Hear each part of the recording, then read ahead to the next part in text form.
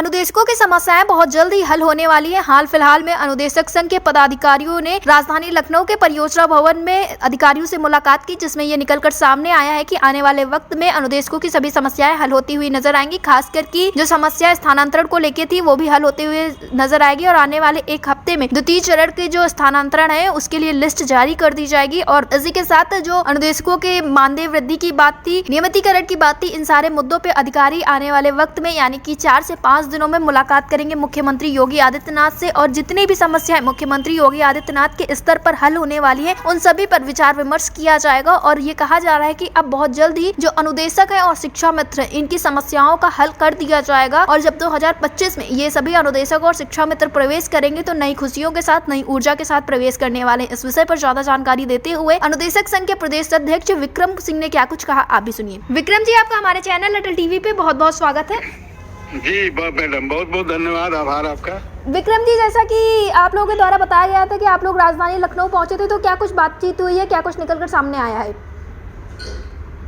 जी, हमारे बेसिक शिक्षा विभाग के मुखिया प्रमुख सचिव आदरणीय सुंदरम सर से S4 की टीम के साथ मुलाकात हुई, जिसमें हमारे संयुक्त संघर्ष संचालन समिति के महासचिव आदरणीय R.K. Nigam sir, R.K. Sharma sir, R.K. Verma sir, Pandey sir और शिक्षा मित्र के भी सुशील यादव जी थे जी।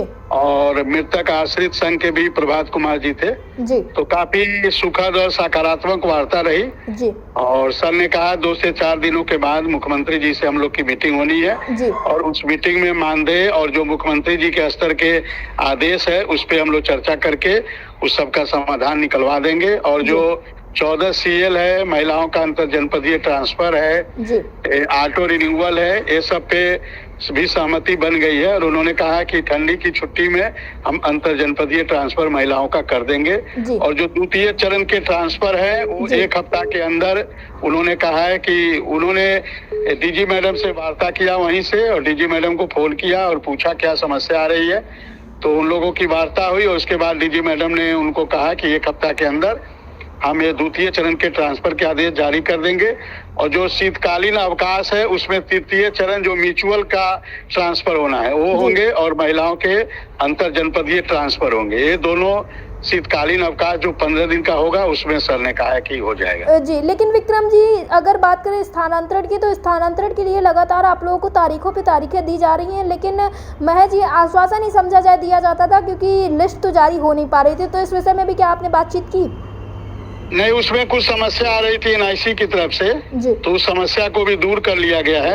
और 14 तारीख को बेसिक शिक्षा विभाग का कोई बहुत बड़ा महत्वपूर्ण कार्यक्रम है तो उस कार्यक्रम के बाद हमारी जो द्वितीय चरण की लिस्ट है वो जारी हो जाएगी। और जो भी 3000 जो हमारे अनुदेशक हैं जो 50 से 70-80 किलोमीटर जाते हैं आते हैं उन लोगों की समस्या का समाधान 1 हफ्ता के अंदर हो जाएगा। तो विक्रम जी, क्या अब ये कहा जाए कि बहुत जल्द ही अनुदेशकों की समस्याएं हल हो जाएंगी?